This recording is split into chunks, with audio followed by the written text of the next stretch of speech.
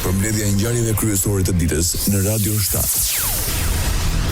Kryetari i VMRO-DPMNES dhe kryeministri i Maqedonisë së Veriut, Istria Mickoski, refuzon të përgjigjet ftesës së opozitës për zgjedhjet e parakohshme parlamentare. Ai pretendon se BDI nuk ka kapacitet për luftë kundër krimit dhe korrupsionit.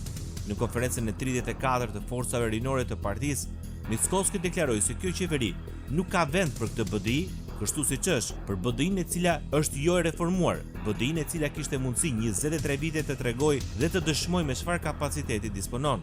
Zgjedhjet e ardhshme në vend pritet të mbahen në muajin tetor, në të cilat do të zgjidhen krerët e ardhshëm të komunave. Megjithatë, bashkë me to, opozita kërkon që të mbahen dhe zgjedhjet e parakohshme parlamentare. Koordinatori i grupit parlamentar të Frontit Evropian, Blerim Bexheti, është përgjigjur deklaratave të kryeministrit Istria Mickoski. Ai tha se kërkesa e BDI-s për zgjedhjet parakohshme parlamentare është paradë përpara votuesve dhe mbështetësve. Bexheti tha se BDI ka seriozisht kërkesën që zgjedhjet e parakohshme parlamentare të mbahen bashkë me ato vendore në muajin tetor. Problemi i tij vërtet është frika se nuk mund të përsërisë rezultatin e vitit kaluar, shkruan mes të tjerash Blerim Bexheti. Presidenti e Maqedonisë së Veriut, Gordana Siljanovska-Davkova, falenderoi presidentin francez për ftesën, ndërsa thotë se në takimet me liderët botror diskutuan për nevojën e arritjes së paqes me natyrën. Së bashku me numër të madh liderësh botror, përfshirë dhe presidenten e Komisionit Evropian, Ursula von der Leyen, dhe presidentin e Këshillit Evropian, Antonio Costa, diskutuan për nevojën e arritjes së paqes me natyrën si një nga parakushtet kryesore për mirëqenien e njerëzimit, shkruan mes të tjerash kryetaria e shtetit e Maqedonisë së Veriut, Siljanovska-Davkova. Rajoni. Për të 29 herë dështoi konstituimi i Kuvendit të Kosovës, sërish deputetët nuk patën quorum për të formuar komisionin për votim të fshehtë për zgjedhjen e kryetarit të Kuvendit. Ndonse në sallë ishin të pranishëm 102 deputet, 53 prej tyre votuan pro, asnjë kundër dhe asnjë abstenim.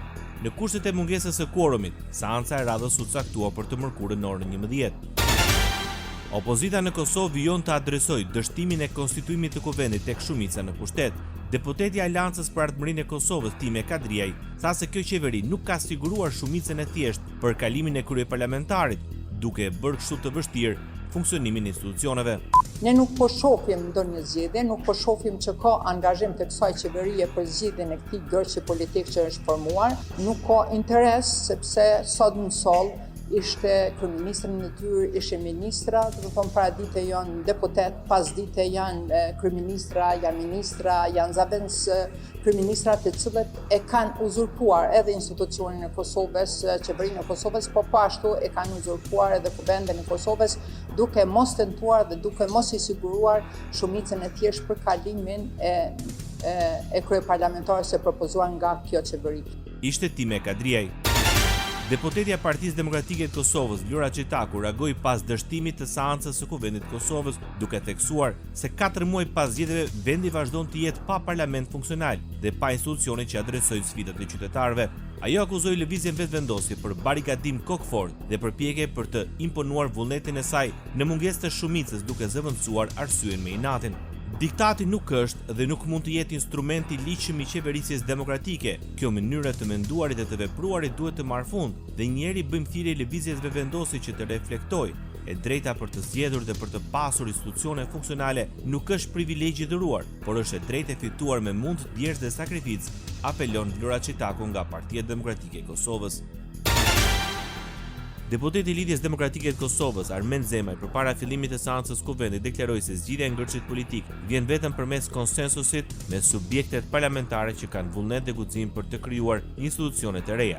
Ai theksoi se propozimi i LDK-s nuk ka qenë për të blerë kohë siç pretendon vetvendosja, por për të ofruar një mundësi unifikuese për qytetarët dhe për të adresuar tema afatgjata me rëndësi për Kosovën. Është e kuptueshme që vetëm konsensusi me subjektet politike parlamentare dhe ata të cilat kanë vullnetin dhe të marrin guximin të kenë institucionet e reja të Kosovës e zgjidh të ngërç politik, theksoi Zemaj nga Lidhja Demokratike e Kosovës.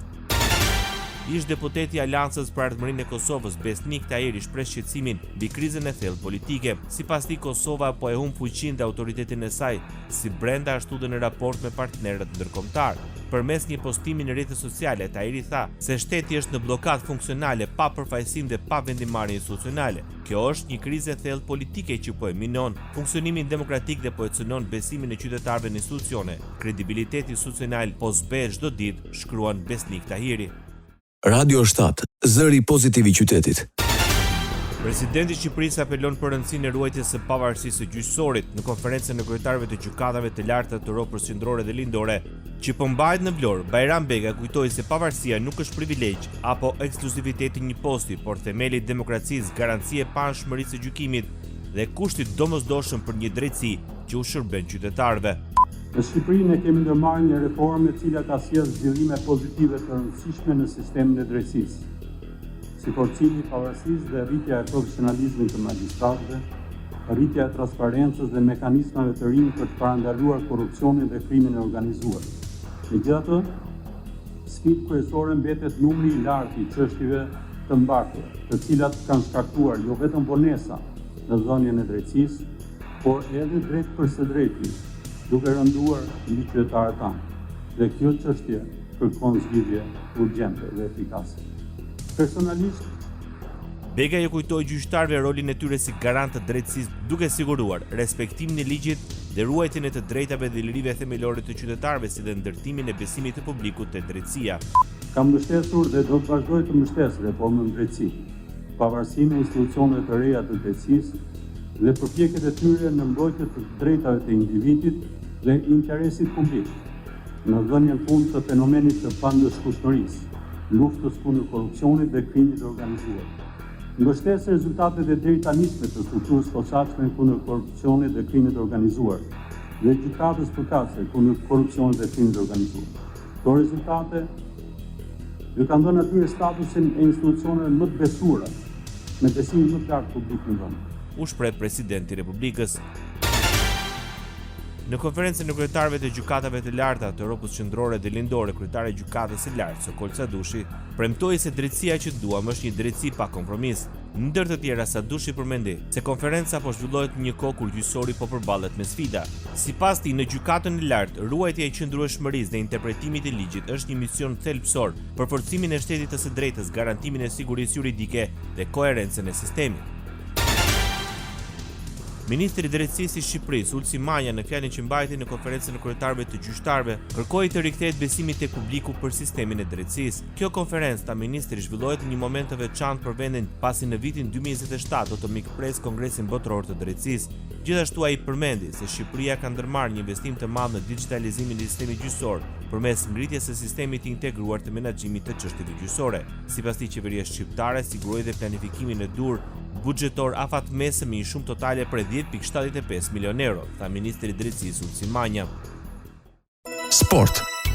Portugalia është fituese e National League për herë të dytë në histori. Ajo triumfoi ndaj Spanjës në një finale emocionuese. E agora ali, grande confusão, gol! Ainda Nuno Mendes, o remate e gol!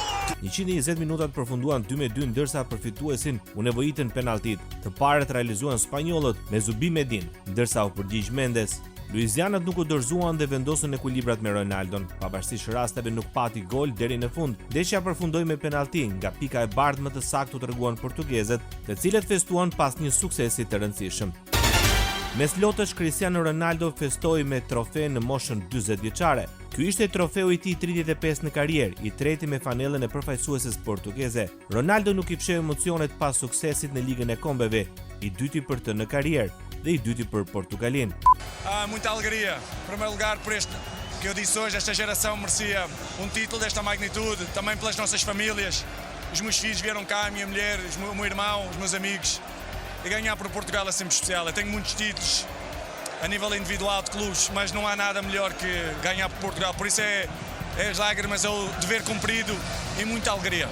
Quando eles falam de Portugal é sempre um sentimento muito especial. Por isso, sendo o capitão desta geração, desta equipa, mesmo com a idade que tem, para mim é um orgulho. Kam shumë gëzim mbi të gjitha për këtë brez lojtarë që e meritoni një trofe të tillë me kaq shpesh. Të fitosh me Portugalin është gjithnjë diçka speciale. Kam fituar shumë tituj me kombet, por asnjëri nuk krahasohet me sukseset që kam arritur me Portugalin. Jam në lot, pasi kjo është një detyrë e përmbushur. Ne jemi një vend i vogël, por me ambicie të mëdha. Të jem kapiteni i këtij grupi më bën të ndihem krenar, u shpreh Ronaldo.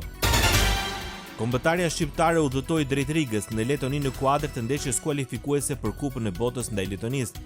Takimi do të luhet të martën më 10 qershor në Skonto Stadions në orën 20:45.